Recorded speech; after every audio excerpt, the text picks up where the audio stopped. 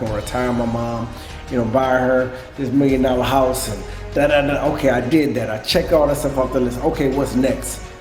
You have to continue to try to find something that's greater than yourself to continue pushing forward to try to achieve great things. You have to. When it comes to boxing, you're really going to find out who you are when you get into that ring. It doesn't matter how much crap you talk on the internet. It doesn't matter about the press conference. It doesn't matter about this. It doesn't matter about that. As soon as you get in that dressing room, everything becomes real. It's not just go through life and just cruise through if you're boxing and not knowing this is my life now. Yeah, you know what I mean? Everything that I want, everything I want to try to achieve, I want to try to prepare myself mentally and physically for it. That was one of my main things, man, that everybody knew. I was getting paid a lot of money, early in my career. I don't know. I think even back then, I think I almost got like $2 million for Big Dog Tears. So that together we have clarity, direction, and success way beyond what we ever previously thought possible. Here's your host, Frankie Lee. First things first, guys, before we get started with this podcast, do me a solid favor and subscribe to this on whatever platform you're listening to it right now. Whether that's YouTube, Spotify, Apple Podcasts, I'd appreciate if you just hit that subscribe button, and it lets me know that the content that I'm putting out for you guys is hitting your ears at the right time. Much love. This podcast is sponsored by contentremoval.com. So whether you're looking to remove any images, videos, search results, fake Instagram accounts, get in touch with us at contentremoval.com. Okay, welcome back to the Frankie Lee podcast. Today, guys, I have the two-time world welterweight champion, the man himself, Andre Berto, the man who fought Floyd Mayweather, is in the house. Bro, I'm so fucking hyped to have you here. You don't even know how much. I tell you. Welcome to the show, my man. Appreciate you, brother. Appreciate you for having me. No, I appreciate you coming on. Look, bro, I think your journey has been a fucking sick one. Obviously coming from a Haitian background, and then obviously US and all that stuff, and boxing. I mean, just to give the audience a bit of an insight, was boxing always part of your early days childhood? Was it something that was it just brought up into your childhood by your parents, or how did you first get into that and get on the road with that? Yeah, you know what? It was in my family some way. My dad, come from Haiti. He was heavy into the martial arts. So just still, even as a young kid, in the house, and he would go train, do martial arts. Then he got into the MMA side of things. A lot of people don't know, like I got into the MMA side of things. Even like before boxing, still even now I have great relationships with Dana White and, everybody in the UFC, space. Because my father, he fought like in UFC 3 or UFC 4. Oh, really? So I got a chance so that's how I really got a chance to get introduced to boxing, because he used to go train in a lot of different areas for a lot of different disciplines. So he'll go and do kickboxing, he'll do, martial arts over here, and then he'll go to the boxing gym, and just work with his hands. So we used to watch him growing up a lot, and he was a heavy disciplinarian in the house. So any type of hiccups, any types of messing around, anybody did anything crazy, punishment was always, something physical. It was either, 500 push-ups, 500, squats before we went to school. And this was when we were, like an elementary school, but that's how we were brought up, just at a hard turf. Yeah. And he just started taking me to the gym with him, man. Cause like I say, everybody in the house, we're fighters. Me, my brothers, my little sisters, they're judo champions. The only person that was loved in the house was my mom. So, and I got in a lot of trouble at school. I fought a lot, like growing up. And they used to tell my dad, like, listen, you got to take him somewhere to release this energy. I don't know where he gets it from. He has a lot of aggression. So he just started taking me to the boxing gym. And, my first day in there, I sparred with a kid that I knew I should have, just destroyed. He was fat, chubby. But he beat the hell out of me, and I was just so intrigued on like how it happened. Yeah, I didn't understand the skill aspect of it. It's a You know, I chess was match, isn't always, it? It's a chess match. Yeah. yeah, I was always, strong, tough, and I just ran over people. But, he showed me something different, so I just got really intrigued by it. It's amazing how, people can look at someone and just assume because of the way they look that they can fight. But when you get in, Thanks. when you start to get in there with those top amateurs, with those kids that can just move, and they've got the footwork and the it's because everyone thinks it's just about hand speed and you moving your hands, but it's really about your mind and how you move your feet, because that sets the distance and sets that range so that you can tee off. And it's like people don't understand that. And when you're in with a kid that's just naturally beautifully gifted and has that art and essence about him, and he just makes you miss by that little like centimeter, that inch, and then whacks you on the return. It's like, fuck me, like that. And Definitely. that's kind of your first introduction into boxing when you go into Yeah, any and that boxing was gym. I mean, that's a beautiful thing about the sport, man, to be able to have a kid that was, just in myself, just being so strong and just so bullheaded, but he's walking me around like a bull in a matador, just piecing me together, pop, pop, pop, pop, slipping shots, pop, pop, pop, Yeah. catching me using a little bit of little slick, I mean, a lot of slick tactics, man, and after that day, I just said, okay, I got to figure this out. Was it kind of like you were like Anthony Joshua, and then you were kind of like against Ruiz, and it's like Ruiz just come. Yeah, Ruiz was like the fat kid with fast that was hands. pretty much what it looked like. Yeah, bro. And he just I really played with that's you. what it Yeah, was. yeah, That's it, man. He was just playing with me. I did not understand what was going on and how this was happening. It didn't matter how hard I tried to punch him, how fast I tried to punch him.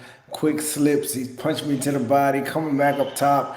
I didn't know what a body punch was. I didn't yeah. understand any of that, and it just hurt. Just everything he hit me with just hurt. Yeah, because what hurts you the most is what you can't see coming, and because Of course, you'd never been in and never been able to judge any of that distance, any of that range. You're getting hit with of shots, course. hitting shots, and those are the shots that kind of put you set you down on your heels and sit like that. You Definitely, just definitely. feel every one of them.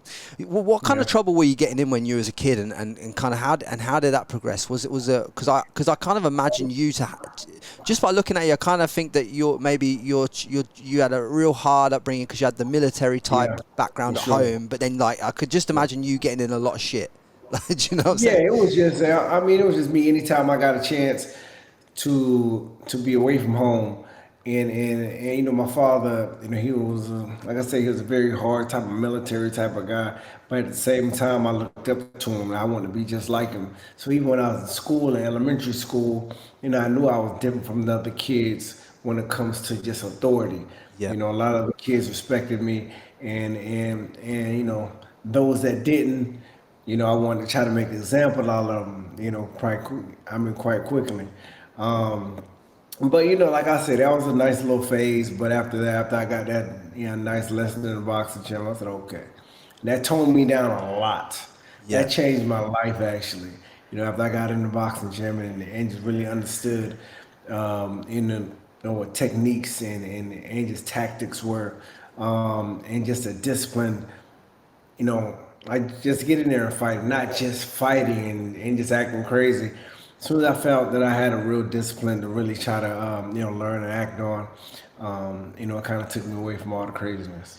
Is that kind of what part of boxing has like really like given you the most in life in terms of like the learning lessons then? Like what kind of lessons have you pulled out of boxing that have gone through not only boxing but have carried on through like how you treat your family, like Yeah, how you look after your kids, how you operate in business? What kind of elements of that have you the pulled and discipline, used?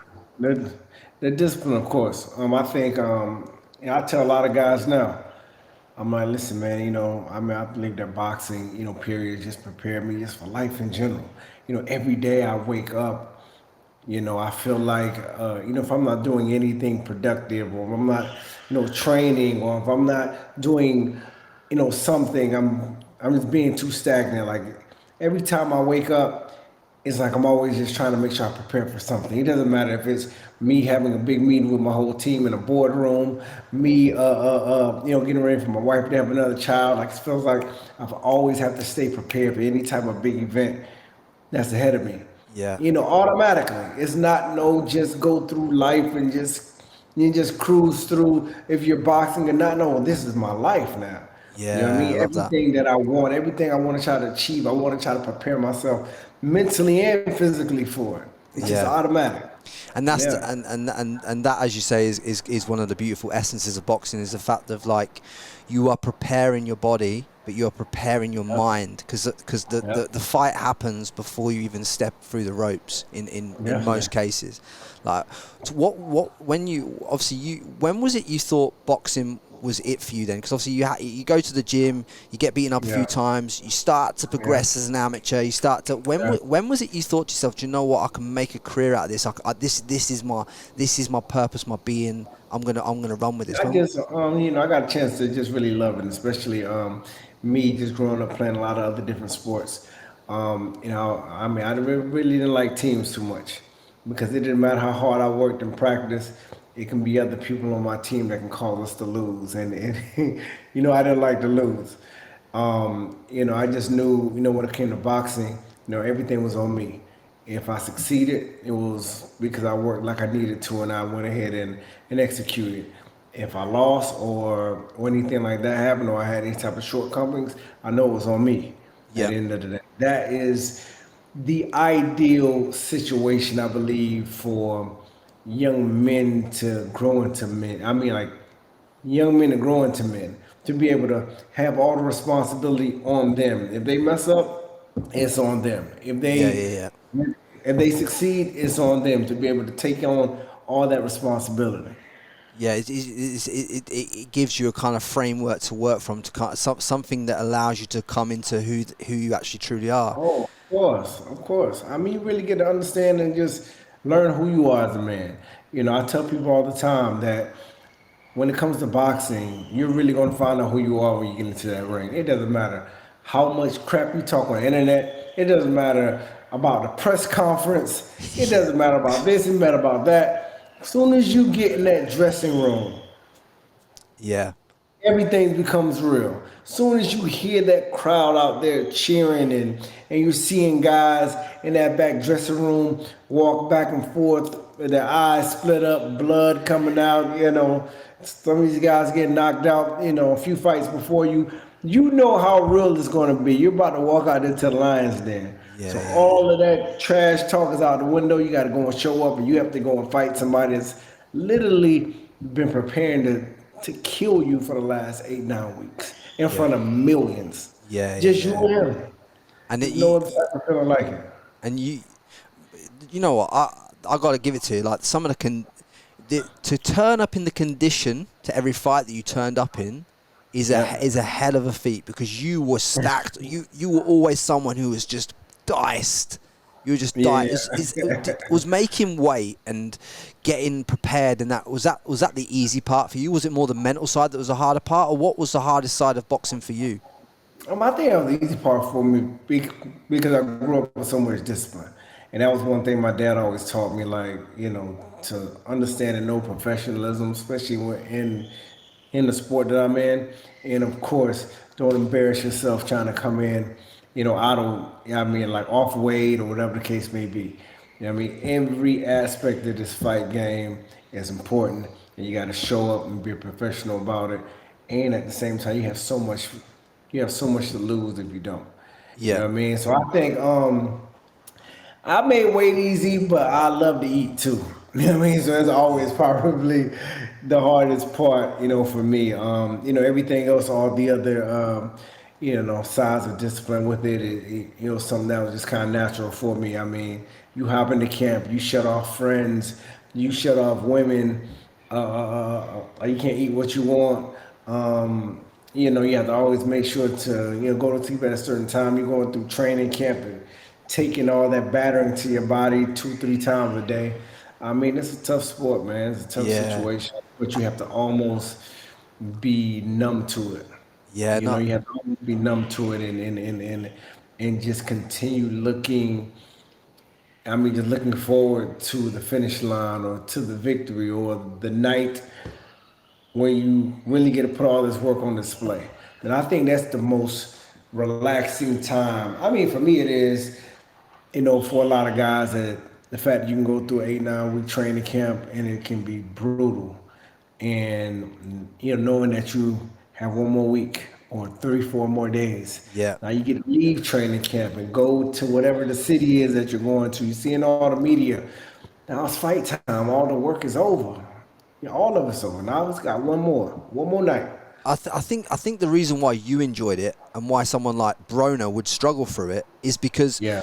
you turn up to camp in a condition that means you're just working on your skills while you're in that camp, Yeah. and you're just refining that body and refining that movement so that you can go and fight and execute your game plan. Someone like Broner's turning up 3 stone overweight. 8 weeks of his fight camp is all about him losing the weight and bringing the weight down before he can even focus on what his skills are, and that's the difference I see in professionalism between someone like Broner and yourself, is the fact that you always turned up on weight, on the money. You knew when you turned up, when you stepped on them scales, you knew you was going to be in pristine condition no matter what fight it was. I've never seen you out of shape in my entire life. You're not even out of shape now. Like, do you know what I'm saying? It's that's the professionalism, and that's another reason why I wanted to get you on here today, because that's something I think you've carried through your life now into business. I see that you're looking a lot more now into the NFT space, into crypto. I see with like the Gary V. I want to talk to you about that. But what you got, I think it was 21, you said that you had your first multi-million-dollar contract, or your first class as what they term as a millionaire. Yeah. How was your first experience in boxing? So you've gone to the Olympics, you've done that, you've turned pro. And now you got these millions of dollars in your pocket. What was your first experience with what you did with the money, and how did you feel, and all that kind of stuff? Like I said like I said before, I mean, I've always had a plan. Of course, I was one of the top guys coming out of the Olympic Games, so I already knew I had a lot of the big, managers and promoters, waiting on me, because I had more of a pro style, than a lot of the other guys, so I had a plan. I knew the money, may come soon, because I knew, as soon as I got on the scene, I was really going to, run through, my first 10 guys, you know, first like 10 to 12 guys. But like I said, I had a plan. So I just always remember just where I came from, and knowing that I didn't want to go back. Now, I wanted to always make sure that I changed this dynamic for my family forever. So, of course, I couldn't be selfish within myself to I had to take all this money, and just blow it and have fun, and just spend it on me. And the whole situation has never been just about me. And I think that's the thing when it comes to a lot of guys. You need to really find a cause that's a lot more bigger than you, because once you start fulfilling a lot of your personal needs. Like for me, it was okay. I want to be the hottest young guy out. I want to be a world champion. Okay, I did that. I checked that off the list. Okay, what's next? What's next that's going to give you that drive to continue to try to be the best that you can be? Okay, I want to make sure my family's going to make sure I can retire my mom, buy her this $1 million house and Okay, I did that. I checked all that stuff off the list. Okay, what's next? You have to continue to try to find something that's greater than yourself to continue pushing forward to try to achieve great things. You have to. Yeah, I love the way you've explained that too. That the essence of your whole life is all about making things bigger than you. Because as soon as you make it about you, it becomes unfulfilling. It has to be about something bigger than you. It has to. That has to be there. I mean, that's why I do this, and that's why you're doing what you're doing now. It's like if you don't have that thing that is bigger than you, then out there in the ether, then you are constantly in the pursuit of an empty goal, essentially. For sure. Definitely. I mean, all that stuff gets old too. I mean, of course, like I said, I wanted championships, I wanted the cars, I wanted the jewelry, I wanted this, I wanted that. I got all of it, okay? And then what's next? You know what I mean? Yeah. Like, you have to find something. You have to try to attach your goals to something that's so impactful, that is something that you want to continue to chase on a regular basis, and out the ring. You understand me? Was it something that you found out? Was it? Did you think it was all about money in the initial period, and then find out after you got the money that it perhaps wasn't always about the money? I come from a big family. I come from a tight family. I mean, I got what I think 8 siblings now. I think I got 8 siblings now, and and we've always been tight. We've always been bonded, and I believe it's always been about family for me. Of course, the initial you want to just be the best and be able to win titles and I come from nothing. I come from two immigrant Haitian parents, so of course I want to enjoy the life a little bit, see what it's all about. I see, this life on TV. I'm going to go ahead and feel some of that too. But at the end of the day, it's always been about family for me. When You when know you what I mean? I'm, when your mum and dad turned up in America initially, did they literally come with just a couple of bags of clothes and my nothing? mom, yeah, my mom and my dad, they came, like when I say immigrant, like they came on boats and getting to the coast of Miami and jumping off and losing, 10, 11 people on the ride over and hiding in the Everglades in Florida, dodging the Coast Guards and meeting family here and just starting over from there. Literally in the swamp, you're seeing alligators, float around just to try to get here, man. It's crazy. So, That's crazy what they've sacrificed just for you oh, to for sure. just for you to live your dreams that you're living now. Obviously, not every son gets to pay their mum and dad back for that investment in their Yeah, growth, and the most beautiful thing for me is the fact that you've been able to gift back to your family the what they've given you, essentially. definitely, I man. think it's a I beautiful believe, thing. like I said, that was all what it was for. And I love it, and I think it's just going to continue to grow from here. The boxing aspect of things, of course, been great. But for me, I always believe that it's just a stepping stone to something else. And I just hate the fact when I see a lot of guys, when I see a lot of athletes, as soon as their career's over, they feel like their lives over. And that's sad to me to see. You know what I mean? I Yeah. believe as long as you have, breath still in your lungs, man, it's we got life to go try to do and go try to achieve. And you have a great platform to step off, like into the next phase of your life with. You know Yeah, what I and mean? it's all about perspectives, though, isn't it? Is there any was mental health ever something you suffered with going through your career or throughout your career? There must have been times where you've had to pick yourself back up and lows Oh and yeah, stuff like for that. sure. Of course, there's plenty of time. I think probably the worst time is when I suffered my first loss. Yeah, talk me through I it. suffered my first loss with against Victor Ortiz.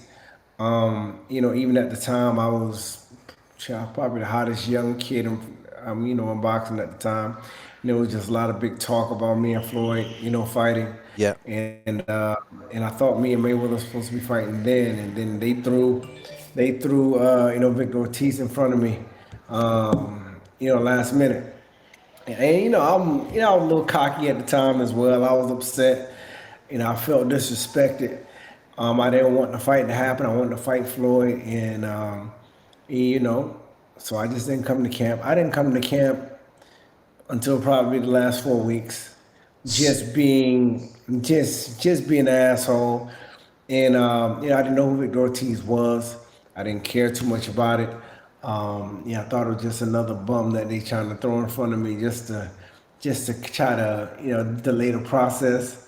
And then I'd had probably like a 4 week camp. Still made weight. But the crazy thing about it, man, a lot of people don't know. The fight was in a small town in Connecticut, yeah. which I didn't even expect too many people to even come to. So I showed up, and for some reason, I tell people this all the time. That's the first fight I actually was nervous going into because I knew I wasn't in shape like I was supposed to be. Wow. Yeah. And as soon as I came out for that fight, and I walked out to the ring, I see Floyd and 50 Cent, and all these people. They flew out to show up in Connecticut to see this fight. I'm like, what is going? I see all these different celebrities, all these different executives from HBO, Showtime. I'm like, what is going on? And I look across the ring. I see Victor Ortiz. He's jumping back and forth, on the ring, looking like a pant.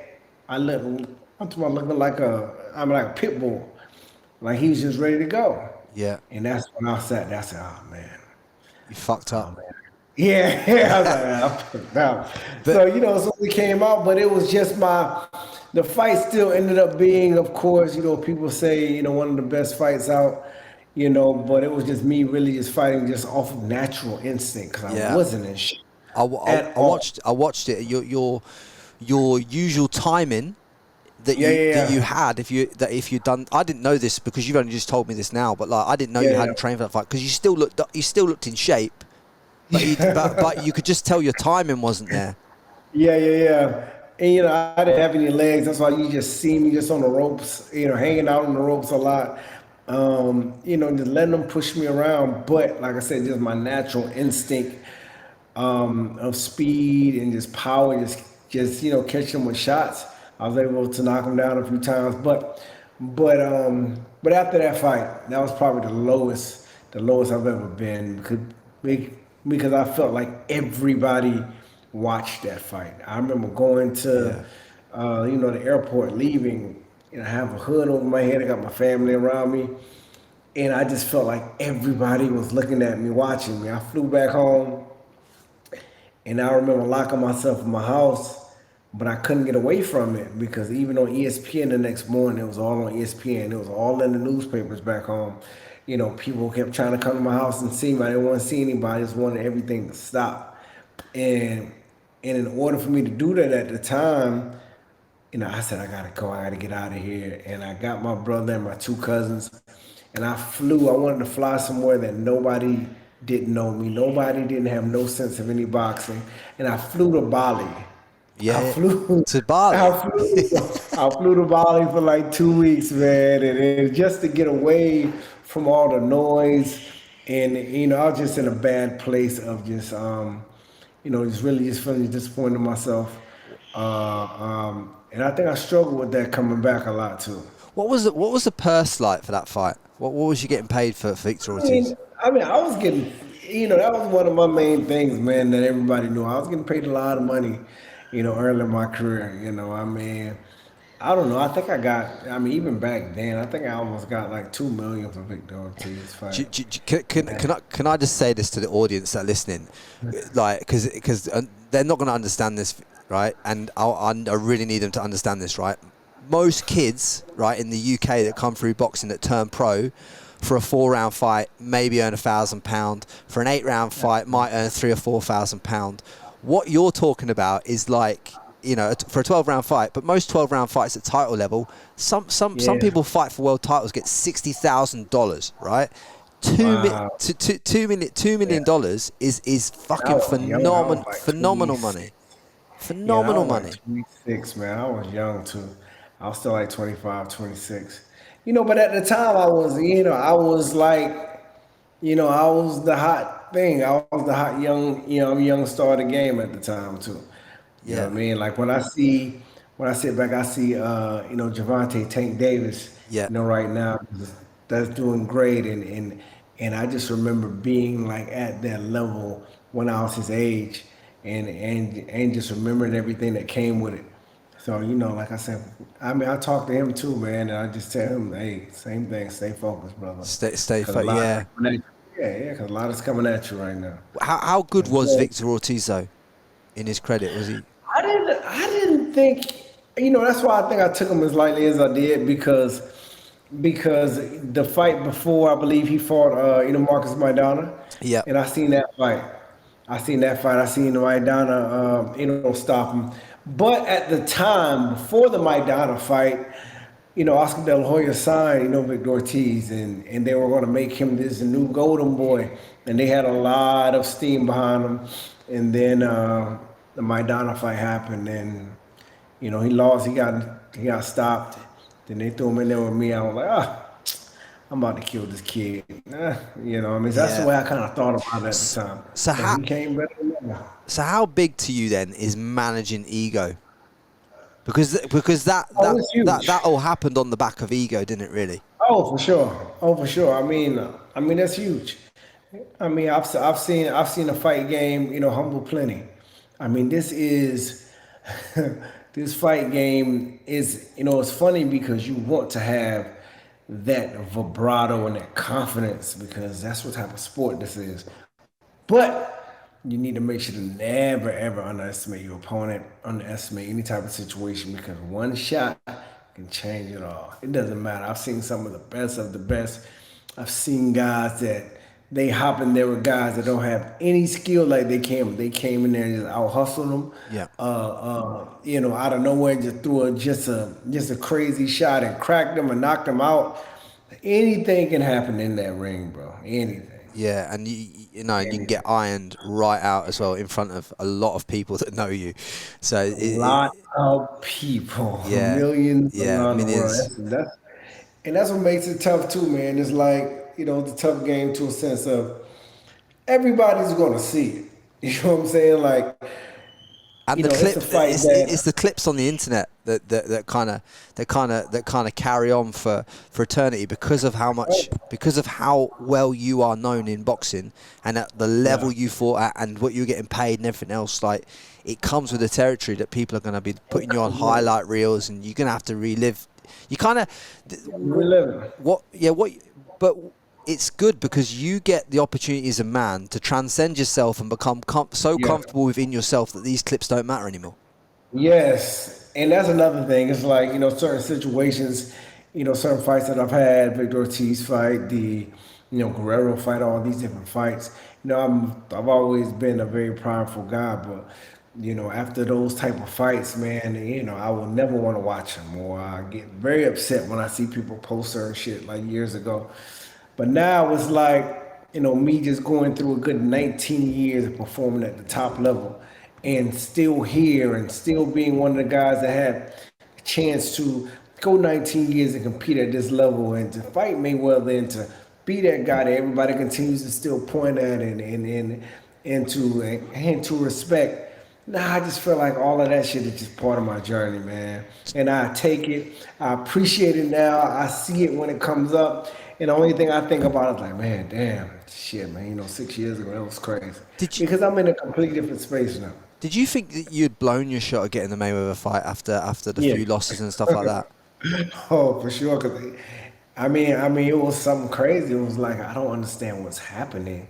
It's like every time it's about to happen, something happens. Yeah, yeah, yeah. With the Victor Ortiz fight, lost, and then he gets the shot. Guerrero fight, lost, and he gets the shot.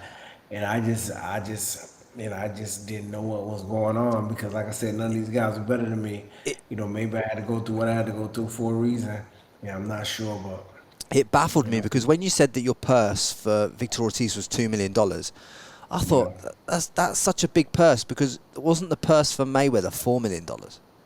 No, we got it up there. So Oh, that's all right. Like, just what I read. I read the purse. I mean, there probably was top ups and things like that went on it, yeah, but I read the purse for Mayweather. I thought I can't be right. $4 million can't be right. yeah. But Like talk, uh, when it comes to boxing, it just depends what type of team you have. Of course, we have to report a certain amount for the papers, yeah, yeah, and of yeah, yeah, course yeah, yeah, yeah, yeah. we got a good team. We do some stuff on the back end too. Yeah, So of course, of course. This is boxing, and the IRS, if you're listening, didn't happen. Do you know what I mean? Bro, what a phenomenal career, honestly. But just when you finish boxing, obviously you go fight Floyd. Obviously that goes the yeah, way it goes. Probably yeah. probably another hard night of your career. What was it then you started to get into like the investing side of things and started to understand how to use this money that you'd made in boxing to kind of fund and create generational wealth in your Um, family? probably even a little bit, before that. I've always been, me and Al Heyman, we've always been, very tight. That's, he's my manager and he manages Floyd as well. But I was his first young guy he's ever signed, like straight out of the amateurs to pro. And, of course, anybody that knows Al, he's very, very, very, very sharp, Harvard grad and is worth probably a couple billion. But And very low but key about it too. Very low key, very low key. We've always been, very tight. He's always known I've had that business mind, So like even within, throughout my career, I've always had, great investments in place. If it was, like 50 to 100, real estate portfolio, properties or this or that. So it's something that I've always planned on, but I really started diving in heavy once I start having injuries. Right. Yeah, I love That's that. when I kind of knew, like, okay, I'm not as invincible as I think I am. Now this is happening. Now this is happening. Like, this shit isn't the same. Like my body's tearing up. So it's like I automatically start kind of putting things in process.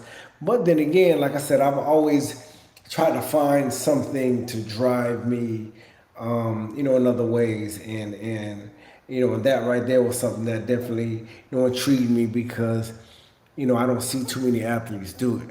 Right. Either Yeah. you Yeah. Yeah. find athletes that as soon as their career, as soon as their career's over, they feel like their lives over, and they just sit back and just wait until they go broke, or they just disappear, in the dark somewhere. I've never really seen too many athletes take their platform, and become a student again, learn different other things, and try to be just as successful in that.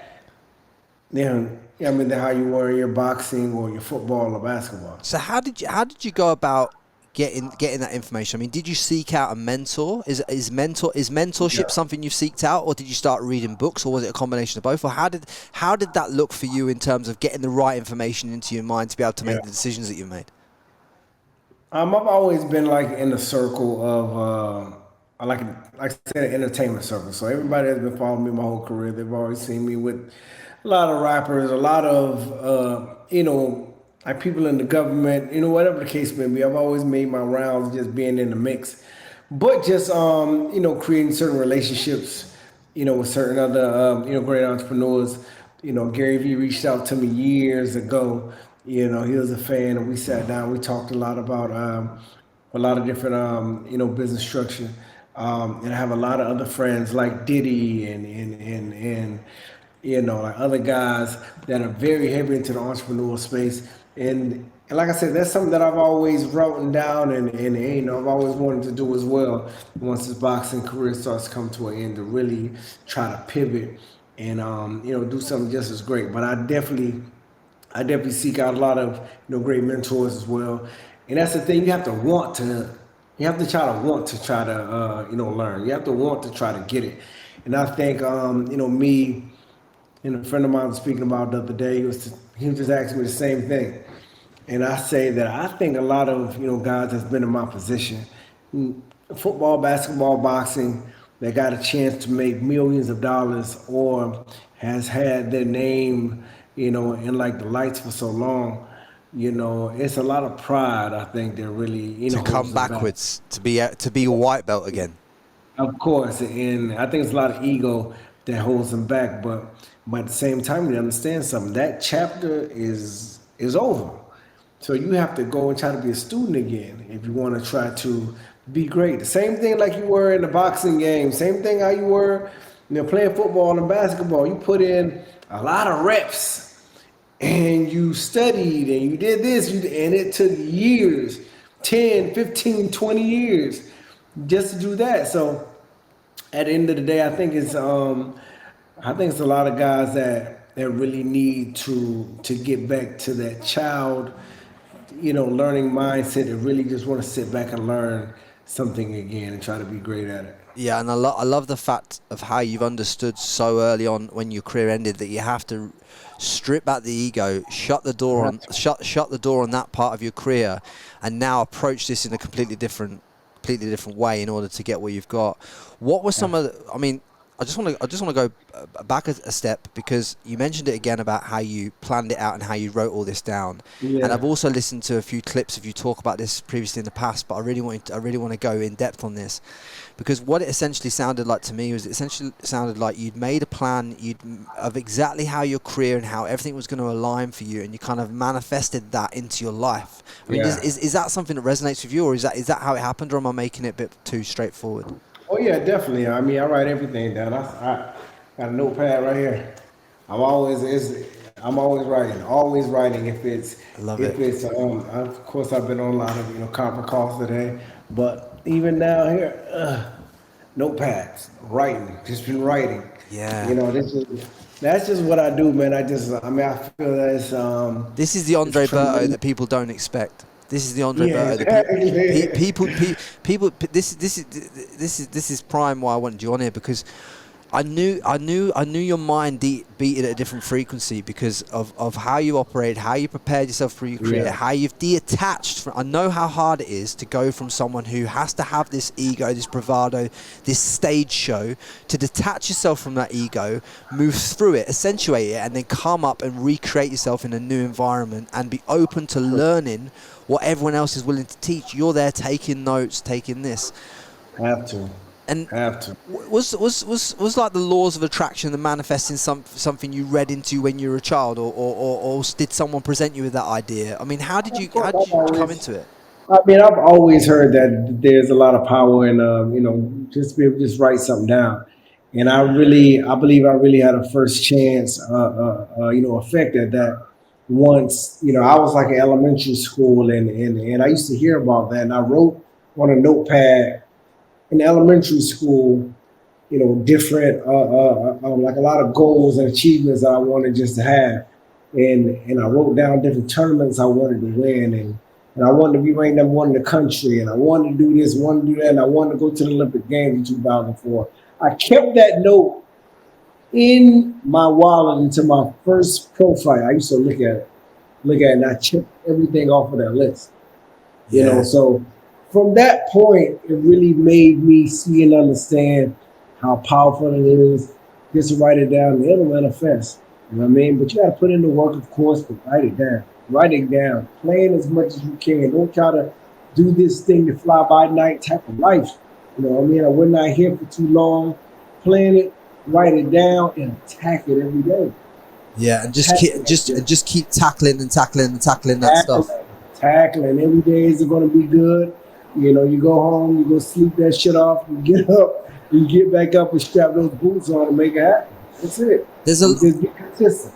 there is simply so much power in just literally like writing everything down and just and putting. Did you put a timeline to any of these events? Obviously, Yes, because so you wrote the goal down. You put a time that you'd achieve it by, and you put it away in your wallet, and you kept it with you in person. yeah, I did that at elementary school. Like even now, I got a contract to myself for the next 365 days on what I want to get done, and that's to okay. I have a contract. I'm committed to make an extra seven figures in my businesses in the next 365 days. I signed it and I did it. That's crazy. It's crazy to me how you still approach that stuff. You're still approaching that in the same way so many years on, and everything that you're writing down and everything you're going through is coming through into your life and coming through in everything you do. That's it. When I write it down, I make it happen. I go execute. That's it. I take in a lot of information and go execute. I have a lot of great, friends in my life, a lot of big entrepreneurs, a lot of celebrities, a lot of this, a lot of that, which is great. But one reason why they do continue to, show me love outside of the boxing ring is because, of course, I'm genuine, and they just see me go and execute. They see me have real conversations with them. You know what I mean? If it's about business, if it's about boxing, if it's about life, they just love to have that, that sparring match of conversations with you. So, like I said, you have to try to broaden yourself out, man. I tell a lot of these young guys, now, like a lot of these young fighters, make yourself personal. Speak like you gotta have a huge audience. The Devin Haney's, the Ryan Garcia, you gotta have a big audience. They know who you are. I mean, you can show your boxing videos, that's cool, that's great. They already know you box. Yeah. Speak to them. Use that platform to speak to these people so they can understand who you are and they can really start falling in love with you. And who you truly are as well. For sure. Who you truly are. Who you truly are. That's how you really grab hardcore fans. You know, if not, they just, I mean, they just love you because of your fight game. As soon as you lose, I mean, they're going on to the next. And So you gotta, I just think it's great how you are humble enough to make contracts with yourself to generate X amount of dollars, 7 figures in this business, and you sign it off and you put it there, and it's a contract between you and yourself. That's it. And That's do you know it. the one person you can't lie to? Your fucking self. At the end of the day. Of course, this game is personal, man. It's between me and me. Yeah. That's it. And I think as soon as people understand it's you versus you rather than you versus the world, I think that's where I've realised that your life changed. Because I think once you fundamentally realised it was you versus you, I think that's when you started to really accentuate and manifest more and more abundance into your life and constantly bring it in. What kind of investments have you rolled into? Is it just real estate or?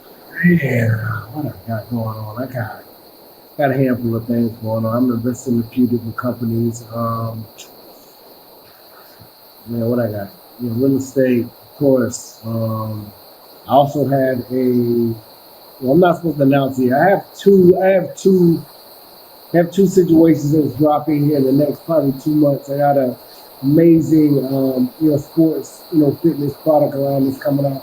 Yeah. It's called Strike. It's going to be amazing. I got a great partnership team around that. We're about to roll that out, and hopefully it can be, I say number one in the world here soon. I have active wear. I also have an active wear clothing line that's about to drop out as well. To try to compete with the Gymsharks and Yeah. And of course, like I said, all of the situations, different companies, real estate, and I got a few different things going on. I can't really speak too much about them now, but we're gonna hear about them real soon. Is real estate the fundamental thing that you've seen the most growth in terms of wealth from at this moment in time? Yes, crypto as well. I made a pretty good amount of crypto. Stocks, bonds, of course. But I think real estate is probably like a strong foundation to a lot of my portfolio. Yeah. Have you? Because I've been involved in it for a while. For a nice time. I mean, I definitely make a lot of money in the crypto space and NFT space. How many properties have you bought now in total? I've had at one time probably had up to like 60 years. Yeah, that's beautiful. Yeah, great, phenomenal. Yeah, but I got a chance to. At the time when I was young, a lot younger, I had the mayor in North Miami. He showed me a lot of love, and we have a lot of low income housing. And I was able to dive into. Yeah, that's it's like real life monopoly. Yeah, it's always great when you can just get paid from the government. So. Yeah. So you get paid to build it, and you get the rent from the roll. That's it. Yeah. And what kind of, in terms of like the next 12 months for you? Obviously, you've got goals in terms of business, but what are your main goals outside of the monetary goals for you in terms of what you look to achieve in the next 12 months? Man,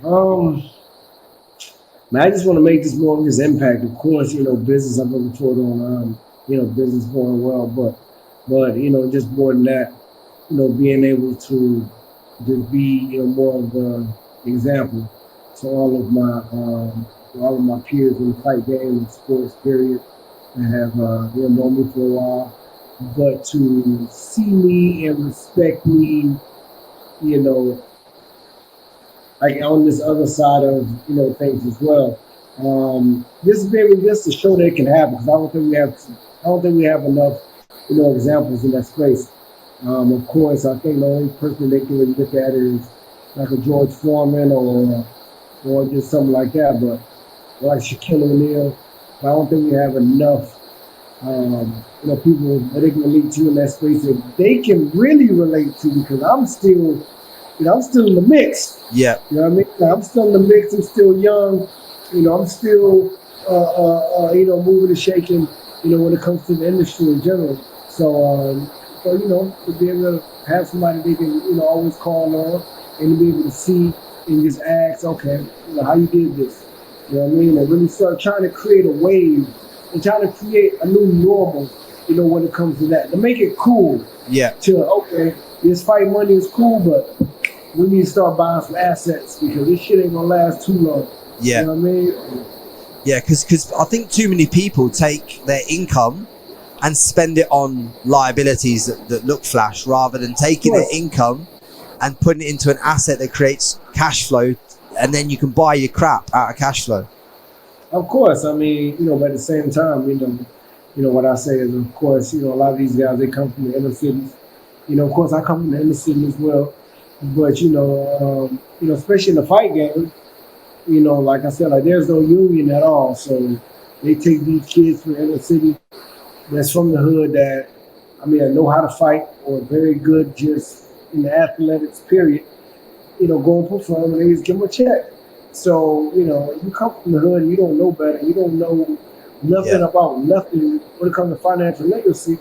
You get you $100,000 check or $50,000 check, and you're gonna go and live the life that you always wanted. Yeah. You get everything you always wanted.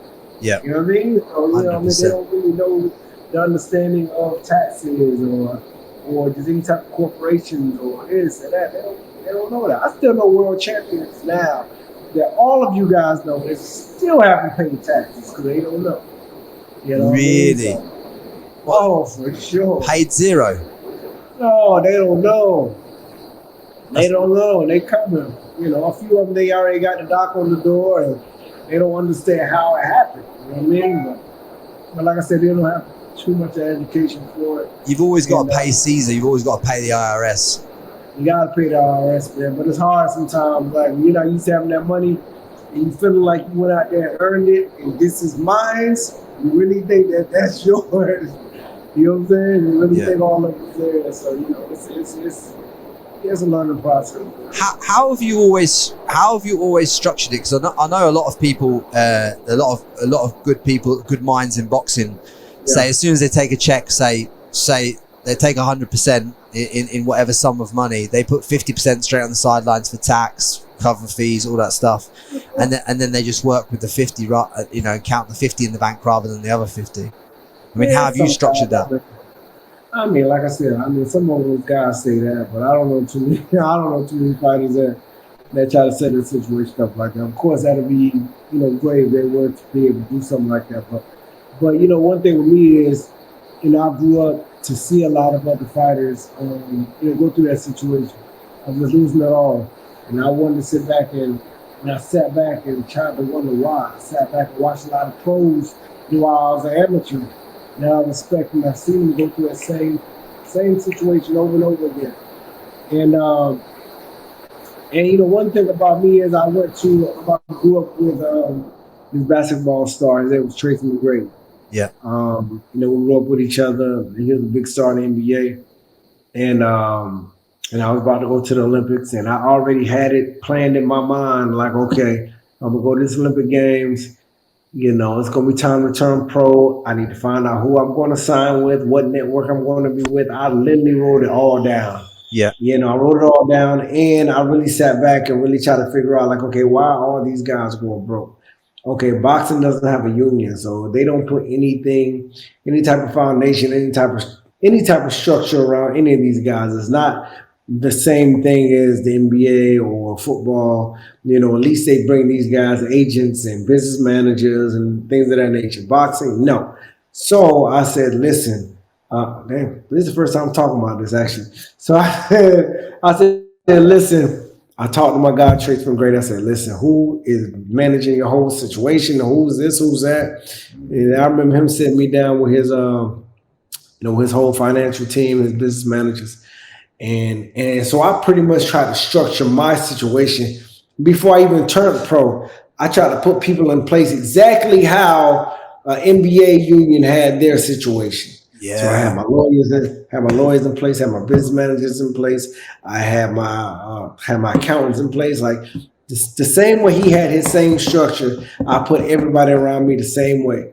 So I came in, but at the same time, I really wanted to learn. So I really sat there and I used to just ask him 1,000,001 questions, until I really just started getting it and understanding it. So just me coming into my professional career, I had a pretty, strong team around me, financially. So as soon as I started making some of that money, I kind of already knew, where I was going to put it towards, and I wanted to make sure, I did the right thing. First before I went to go play, okay, I need to make sure I have to, put this money here.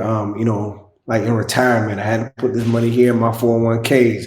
Had to put money here, and those are the first things I did. My first few fights, because I automatically in my mind was like, okay, I came from there, and I don't want to go back. I need to make sure the family is Yeah. straight first. Let me do this first, and then I'm gonna go play a little bit. But I'm gonna feel better within myself, knowing that I did this and this and this first. Yeah, I love You know what I that. mean? That's kind of how it all started. So as soon as I got that locked in, I said, all right, cool. Now it's time to go play, have a little fun. Andre, everything you've said throughout this whole podcast, the fundamental thing that's come through for me is the fact that not only have you fundamentally planned out from day one in your whole life at every stage, you've said, okay, I want this, this, and this, and this by this date, this date, this date, this date. Yeah. You make a list, you make a plan, then you manifest or bring into your life people around you or that can show you and educate you in the areas that you don't quite fully understand yet. You sit, you ask a million questions, you're willing to learn, you're open to feedback, and you're sitting there and you're taking all this information in. And then you go, okay, cool, I've thought about this. And then you go and, okay, right, I need this, and this, and this then for my next plan if I'm going to achieve this, and this. And you put it out there. And that is how you've literally ran your whole career. It's probably it's probably how I'm just guessing here, but I'm guessing if you want to make a weight by a certain date, you reverse engineer all that as well. I get everything that you've done in your whole life to get to this point has been completely reverse engineered, and it all starts with people who listen to this podcast getting a pad and pen out and just literally sitting in front of yourself and asking yourself one fundamental question: what do I actually fucking want for my life? And if I put this down this paper, then I can start to bring it into my life and start to attract it. Fucking phenomenal. I mean, just between me, well, I say between me and you, because it's not going to be between me, it's going to be between me and you and a lot of people. But I went on, Andre, I don't know if you've ever done this, right? I went on a fucking mushroom trip last night. I got some friends that been on them. Yeah, bro. Honestly, I done 5 grams of mushrooms, like a hero dose. I went on. They call it a hero dose, right? No, bear with me, right, bro. I manifested. I know it sounds stupid. I manifested my. This is why this resonates with me so much. I manifested and my whole fucking journey from where I am now to where I'm going to be in 12 months' time. I manifested that whole journey on this trip, bro. And I thought I was gone out the room for 20 minutes. My mate who was trip sitting me and taking me through the ceremony, I was gone for 5 fucking hours. Bro, I cannot tell you how fucking if you've not done it, bro, you have to do it, because for someone they all tell me to do that. I got a lot of friends that try to get me to do it. Bro. For someone like yourself who's just sat there for an hour and guided me through his whole process on how you've basically just told me. How you've manifested your whole fucking career in abundance and everything you have, the assets, the lot, your beautiful family, the lot, and this is like a mate. Just try it, bro. It is fucking mind blowing. You know who's been trying to tell me to do that? Fucking Tyson, man. Tyson be doing the fucking shit, man. He be asking. Mike Tyson, yeah. He be happy on those. Him and I think Joe Rogan. Yeah, you'll have to hook me up with those boys. I want to get them on the podcast. You'll have to hook me up with them. Hey man, I'm gonna put in the call, man. Put in the call, man. But I'm coming to Miami soon, so we'll definitely catch up. But before you go, before you disappear, look, you can't take any of your assets with you. You can't leave anything behind on the planet. The only thing you can leave behind on the planet is one piece of fucking wisdom that you can instill into the next generation to take them further in what they want to do in their life, to give them that, je ne sais quoi, whatever that is to them. What golden nugget would you leave if you only could leave one piece or one paragraph of information? Man, one thing probably what my guy, Jay Prince, says. He said every day Everybody wakes up with a chance and a choice. He said, but it's up to you on what you do with that choice. No, jeez, hold on. What is it? Hold on now. Depends on what you do with that chance. Oh my God, you gonna let me watch it? Hold on a second. Hold on. He sends me videos about this. Hold on. This is You got important. it. Hold on, son. You got it. Hold on. You gotta get it. Hold on. I'm gonna put it on so y'all can listen to it. It's pretty good. Hold on. Let me see where Jay's at. All right, here you go. Make sure y'all listening up, okay? Hold on. See what Jay says. And that sticks with me heavy. Hold on. I love this. Chance and a choice. You like it? There you go. There you go. You ready? It's two things we get every day we wake up, right? A chance and a choice. You know what I mean? And the choices that he make after he get his chance, that's on him. He have to live with it. It's two things we get every day we wake up. You got that? Yeah, Did you get it? a chance and a choice. You wake up with a chance and a choice, and it's your choice to take whatever chance you want to take. Every day we wake up, right? A chance and a choice. You know what I mean? And the choices that he make after he get his chance, that's on him. He have to live with it. It's two things we get every Yeah, day we wake yeah, up. I love right? it. A chance and a choice. But stay focused. That's my main thing. Stay focused. Stay focused. You got a chance. Stay focused. Stay focused. You got a chance and a choice, and it's your choice what you do with it. You know what I mean? Exactly. Every day you wake up with a chance and a choice, man. But it's up to you and what you do with that. Well, that guys is Andre Berto, WBC IBF former world welterweight champion, Olympic representative, man who's done multi-million-dollar purses, fought Floyd Mayweather, and mate, honestly, thank you so much for your wisdom today, my man, and mate, I'm hyped for the next time we jump on and distill some more knowledge on some of your crypto stuff and all this other stuff that I want to bounce into you with, but I'm mindful of your time and I appreciate you. And guys, do us a solid favor, if you get the value out of this podcast that I know that Andre's put out there for you, and hopefully I've chucked in a bit too for you, just share it on social media, put it out to your friends, like, subscribe, send us messages, let us know what you got out of the podcast, and much love. Thank you again, mate, and that is it. Peace out. Easy. You. Don't forget to subscribe to the Frankie Lee Podcast.